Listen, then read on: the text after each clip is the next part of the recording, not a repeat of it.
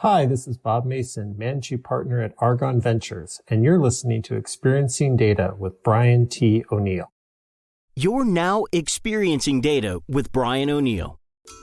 Experiencing Data explores how product managers, analytics leaders, data scientists, and executives are looking at design and user experience as a way to make their custom enterprise data products and analytics applications more useful, usable, and valuable. And now, here's your host, the founder and principal of Designing for Analytics, Brian O'Neill. Welcome back to Experiencing Data. This is Brian T. O'Neill. Today I have Bob Mason on the line. You're a venture capital managing partner at Argon Ventures, specifically focused in deep tech, intelligent products, things like this. So welcome to the show. Tell us a little bit about Argon and what you're doing over there. Thanks, Brian. It's nice to be here this morning. Yeah, at Argon Ventures, we look to lead pre-seed rounds in deep tech companies, typically when they're bringing enterprise software solutions to market. So for us, that usually means that they're not generating any revenue, the product is incomplete, and sometimes is literally at company formation. So we like to kind of be at the very earliest stages of company formation. I'm curious, since they're pre-revenue, when you say products incomplete, is this something where you're often getting some intellectual property or a piece of, frankly, a solution in search of a problem, or you have someone that knows there's a problem in a specific place, an actual business problem, they just haven't finished it yet? Tell me a little bit about that, especially coming from the machine learning space. That we oftentimes very technical founders can see the world in their solution, but no one else can. Yeah, I mean, we could talk about this in a little bit. In a former life, I was a software engineer, founder, and CTO myself. So I have to watch myself to not just geek out on the technology itself, because the most important element when you're sort of determining if you want to move forward with an investment or not is like, is there a real problem here to be solved? And not getting suckered into the notion that there's a technology in search of a problem. Not that we're ever perfect with that very much. We try and ground ourselves in the vertical domain knowledge that the founder has, either from their personal experiences, research, some sort of insight over what's going on in this market dynamic. Who are the key personas that they anticipate could be buyers and users of the system? And we kind of build up from the question of why from there. Got it. So do you find most of the time there's a personal history? You're coming in with someone that had a personal history in a specific space, and it's like, oh, I think I can solve this thing because at my last job we did X. And is that usually where it's coming from? I would say it's more often than not from that. It may not literally be that they were, within the industry, but they had some connection to the industry or insight. But, they're also really, really clever people that fundamentally, through serendipity or not, stumble into a problem. And then they get really, really excited about it. And kind of they lend their knowledge and expertise from some other domain and kind of bring it to this problem as well. But yeah, I think there's a prototypical founder that like they need to scratch that itch and they need to go solve that problem. And they have some particular insight that helps them do that. So just for the audience listening, part of the reason I asked you to come on the show here is we talk about this idea of product orientation for both the technology leaders that are listening to the show, as well as people working in large enterprise data science teams, primarily serving internal use. But this idea of when the product literally has to make money in order to survive, like that's the whole thing.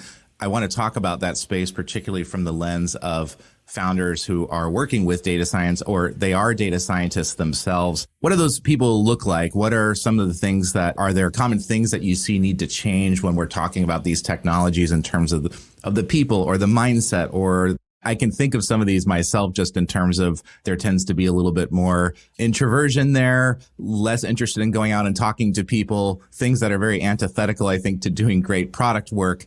I'm curious if you see patterns here with the founders that come in your door and habits they have to unlearn or new skills that they particularly have to learn because they are smart. They do have the technical knowledge, all that stuff in spades, I'm sure.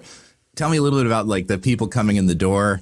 Are there things that you're like, all right, we got to run you down the plan here? Like being a former CTO, it sometimes pains me to say this to the technical founders of startups, but at the end of the day, the actual technology doesn't really matter. Obviously, it has to work, and and sometimes there's like a technical advantage that you're sort of building in to build long-term differentiation.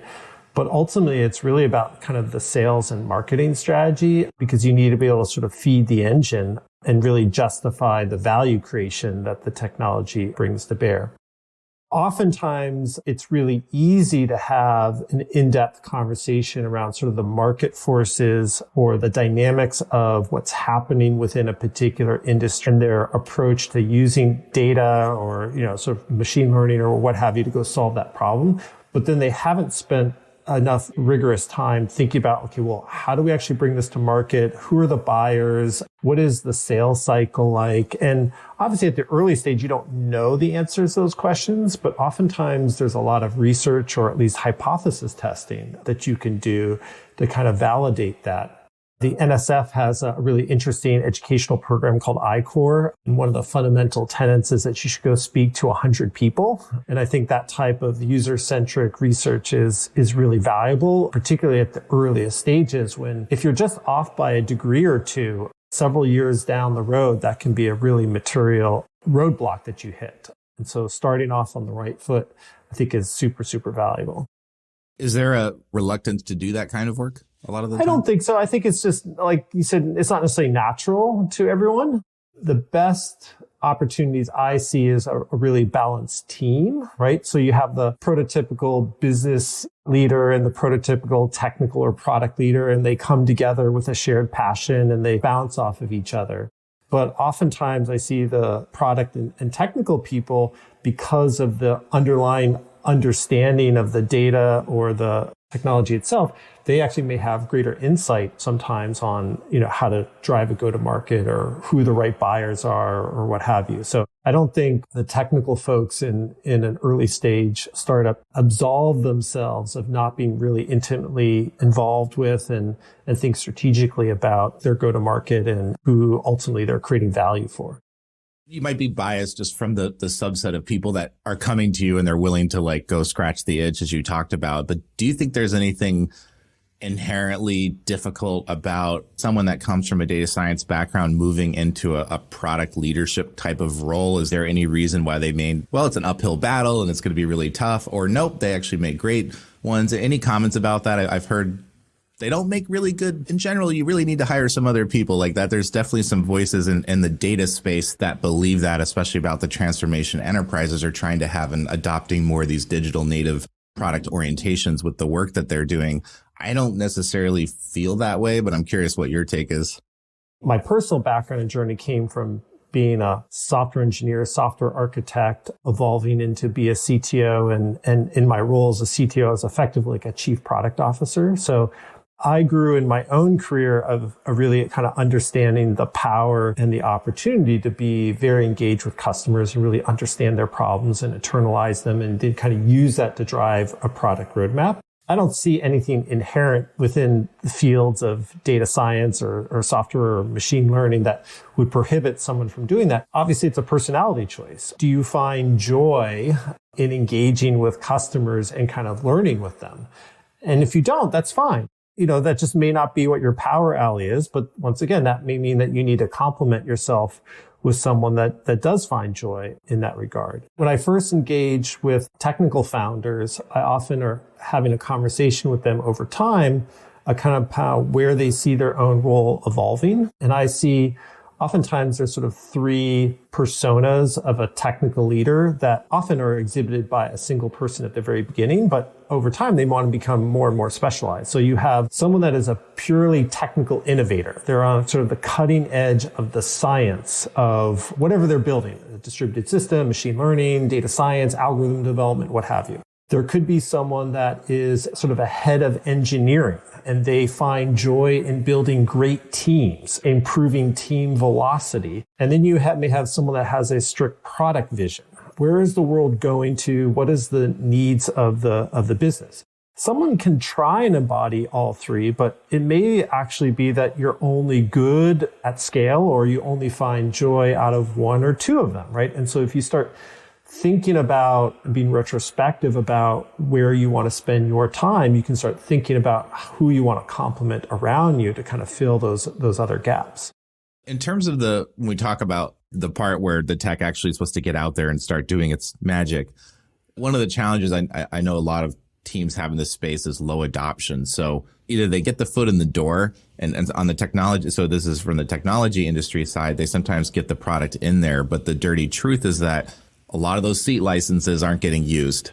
And then renewals come up and then it's like everyone's nervous, right? Because the stuff's not getting used. Similarly, on the enterprise side, it's just giving people what they asked for a lot of the time, not digging into what's actually needed. And then, this dashboard doesn't get used, or this new tool we built didn't go through change management, there was no operationalization plan for it. It was never designed. It was just built as a little island of tech. So I'm curious if this idea of like long-term penetration, which is like getting past the first sale, but actually like, did you build something that's what I call indispensable, right? Now we can't live without this thing now. Pulling it out would be really disruptive, or it just makes my life so much better that I don't want to not have it as part of my tool set or whatever I'm doing. Is that something you have to think about at all with the companies that come in? Are you thinking past that initial sale, or are you really there to kind of help them get to that first win? I'm just curious how much you think about the low adoption thing, or if that's on your radar at all. It's certainly something to be mindful of. Obviously, when we're making an investment decision, they don't generally have any customers. Maybe there's an early pilot in place. And so we don't necessarily use the signal of long-term customer adoption as a driver for our initial investment decision. But it's very much top of mind after investment. And as we're trying to build and bring the first version of the product to market, being very thoughtful and mindful of sort of customer experience and long-term adoption is absolutely critical. Grossly speaking, there's probably sort of two vectors that you really have to pull across. So one is like, are you actually building something that the customer needs? And oftentimes you may have a hypothesis and you kind of go build that with as much information as possible, and you're just wrong. And sort of being retrospective in that process and realizing that you have to pull back or go in a different direction. But sometimes it just requires customer education, planned approach of managing expectations and getting sort of buy-in and really having a customer success plan in place when the product is actually delivered to them. So I think it's really valuable to sort of being pragmatic and being open-minded that perhaps what you've built has missed the mark a little bit, but actually investing the time and energy with your customers and making sure that they're well educated, that there's ways that they can provide you the right feedback, that you've pilot scenario defined mutual success criteria. I think those are really important aspects to really validate if the value that you've created in the product is being realized. So you mentioned this customer experience thing. And I remember reading in your bio when I was preparing for the interview, you mentioned something about having an opinion about design and user experience and product and all of this. I'm curious, how much does user experience matter in the context of these products? For most of the companies we invest in, I think user experience is pretty critical. Like obviously if you're designing a database or you're doing some sort of, networking technology, maybe there's minimal touch points to the actual end user.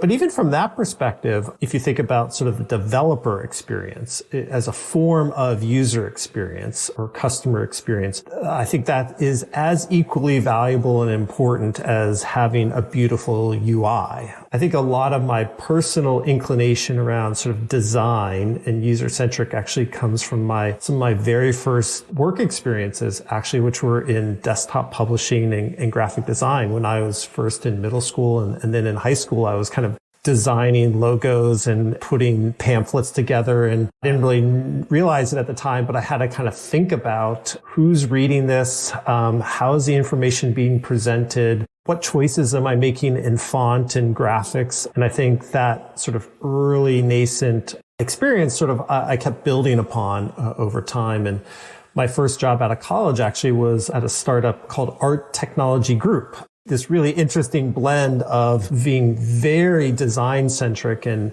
I think we had, out of a group of 10 of us, there were probably 3 or 4 designers at that stage where we were sort of thinking about design as a wholly integrated part of the engineering process. And so I think I was apprenticed well in that. And that sort of has permeated my life. And later on, when I was a software architect building enterprise software, once again, we thought very deeply about the developer experience and wanting the developers to have a fun time with our products, and having really well thought out documentation and well thought out API endpoints and reference applications and open source code and the like. It's always kind of thinking about who is the end user and being empathetic to their needs is really critical. When you get pitched or when teams come in the door, have they typically gone through any type of formal design in the work they've done up to the point they're coming to you, or is that usually an afterthought? I'm curious about how mature it is when it comes in the door.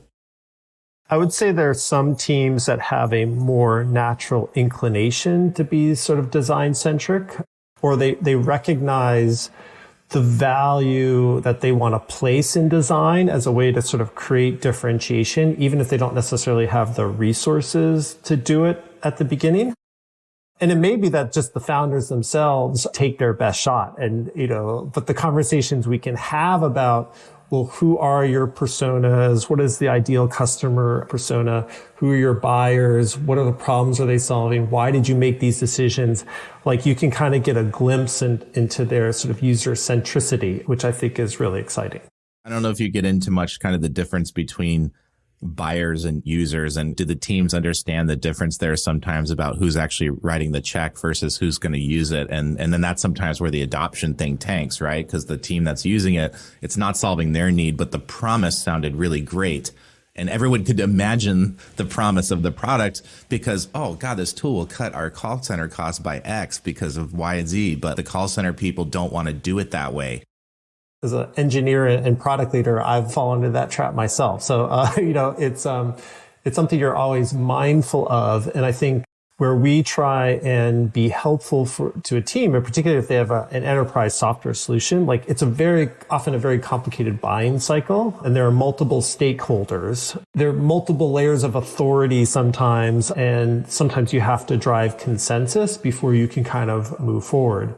Being mindful of who are the users using the software, I think, is top of mind. And so we just try and educate, founders about that dynamic, because it may not necessarily something be obvious at the beginning, particularly if you're a first-time founder. You may not necessarily realize what a complicated world business-to-business software and enterprise solutions can actually be.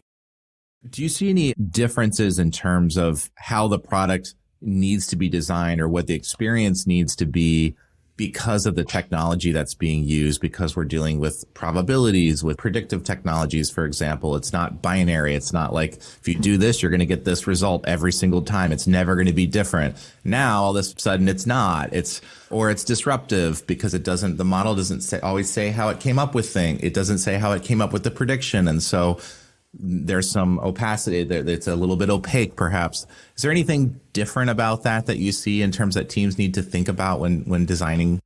To be honest, we haven't really talked about it in that context.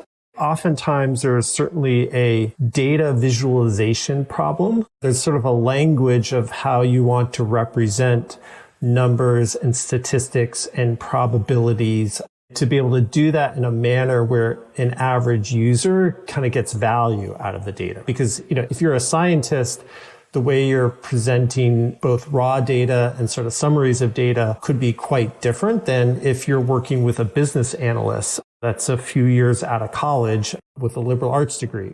How you interpret results and then present those results, I think, is actually a very interesting design problem. That's probably one of the critical components of how you actually sort of create value out of the software in sort of the data science and machine learning realm.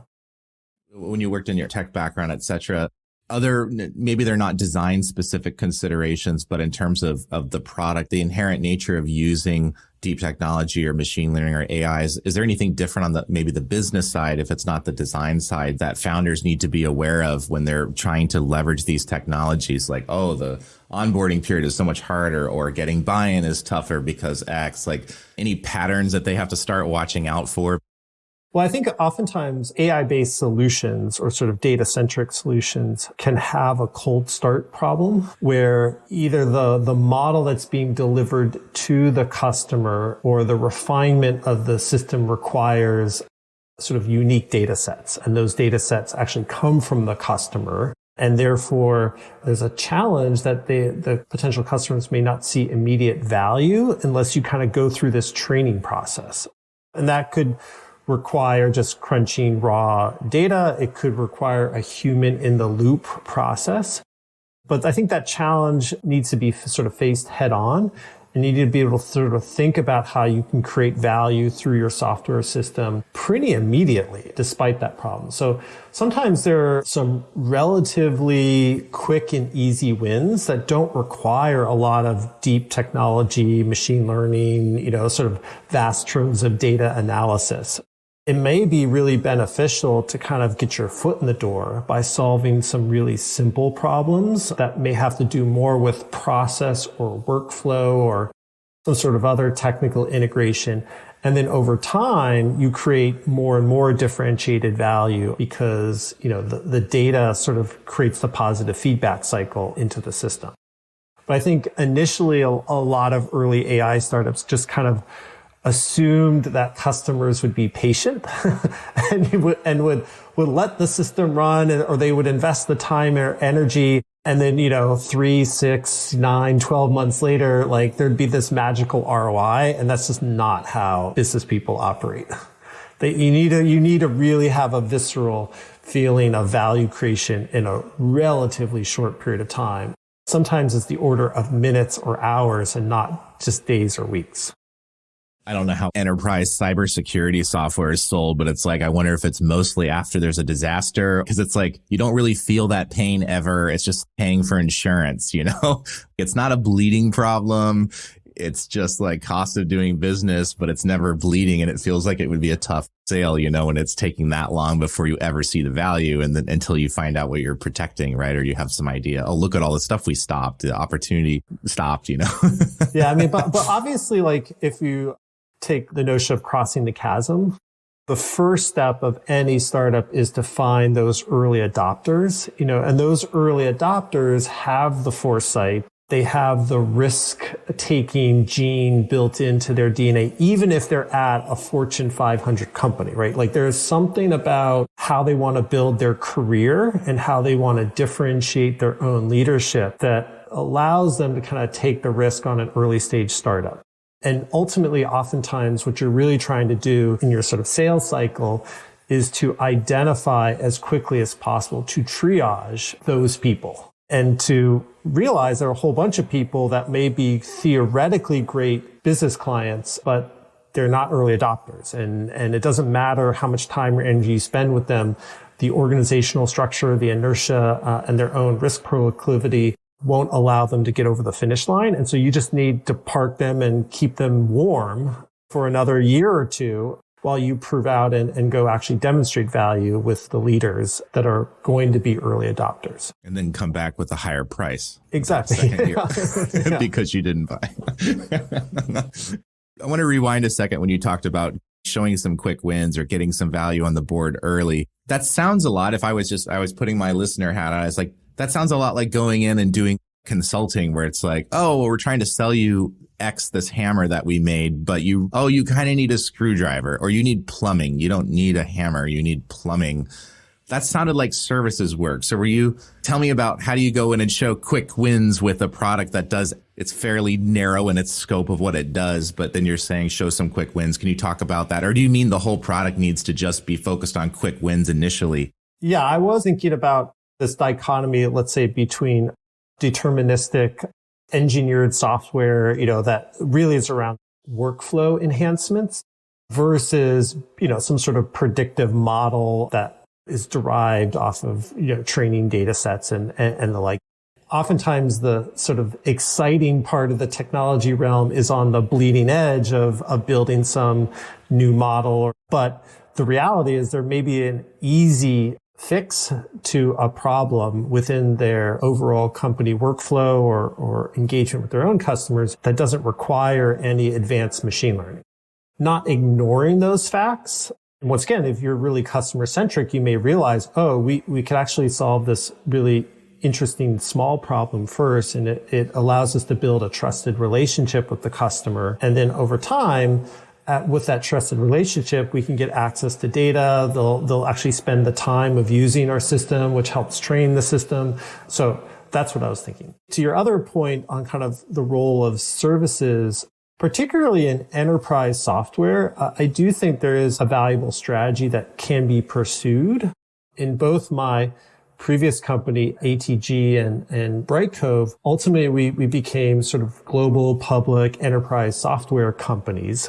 But at the very, very beginning, we're kind of more or less like professional services consulting shops. Where, we had a core hypothesis, let's say in my last startup, Bright Cove Online Video, that video would be as ubiquitous as text on the web, and you would need new cloud-based platforms to allow corporations to kind of manage the publish and distribute video online to their customers. At the very beginning, we didn't have a full end-to-end solution design or built, but we definitely wanted to engage with customers in market. So when we first would pitch a solution, not a product, like a comprehensive solution to the customer, maybe 25% of that solution was actually like reusable code that was like platform centric that we could use to the next project. And we just built a lot of custom stuff on top of it. Sometimes there's a very natural demarcation. So in the online video space, oftentimes we build custom video experiences, 100%, specialized code just for that client. But the back end from a content management and a workflow management was repeatable, reusable, and there were good API endpoints between the two. But then over time, we could actually build reusable video experience software that reduced the level of complexity or customization over time. But we didn't have to do that from day one. We could augment our core platforms through services and custom engineering. And you just have to be mindful of that as a strategy that you're imposing and not kind of getting stuck of just being a consulting company. One of the challenges I think with platforms is it's the promise of the world of all the things that it could do, but sometimes the instantiations themselves are missing, or the people that are supposed to use it aren't seeing the value there, even though theoretically this platform is supposed to support all these different use cases.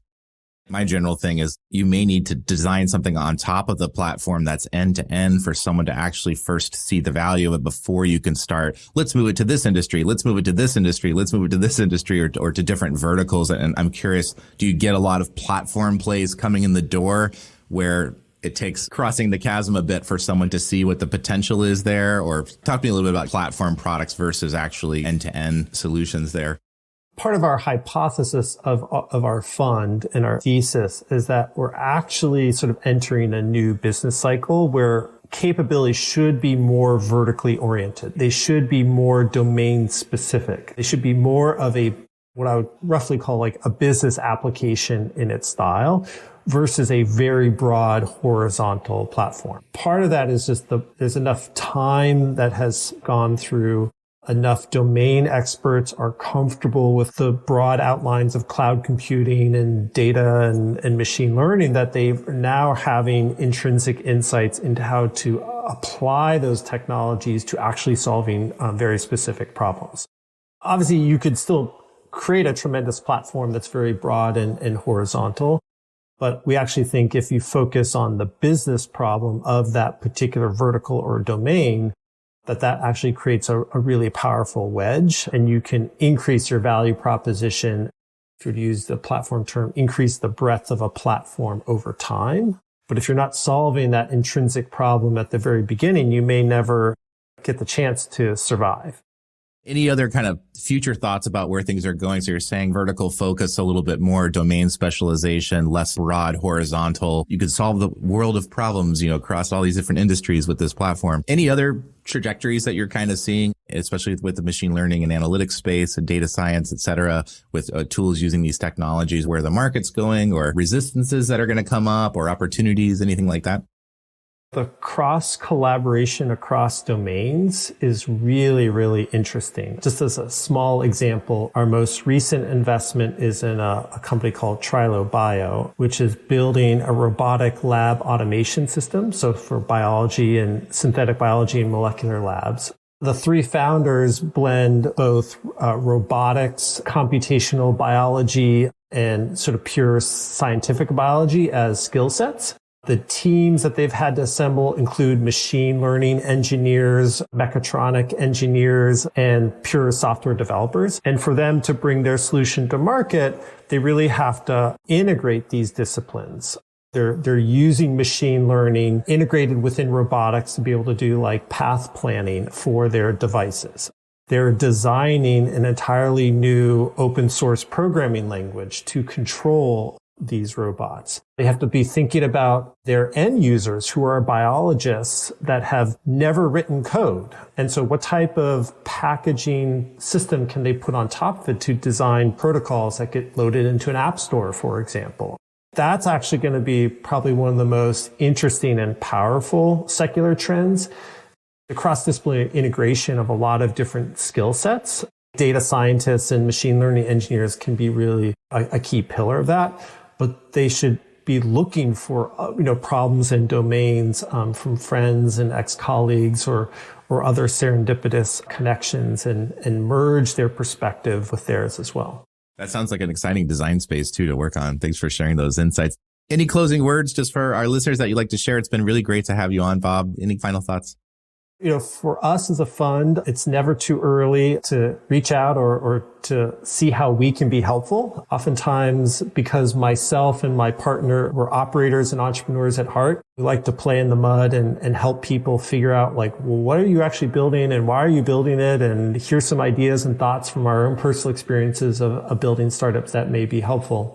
And so I would just encourage people, if they have the inclination for a bit of risk taking, particularly if they're early in their career, kind of think about either joining an early stage startup or, being part of the entrepreneurial community and launching some endeavor on your own. It's not easy.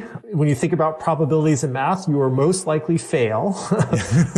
But if you can have an impact in the world, it can be some of the greatest fun and joy through the pain. Is Argon.vc, is that the best place to get in touch with you, or LinkedIn? Where do you kind of hang out if people want to reach out?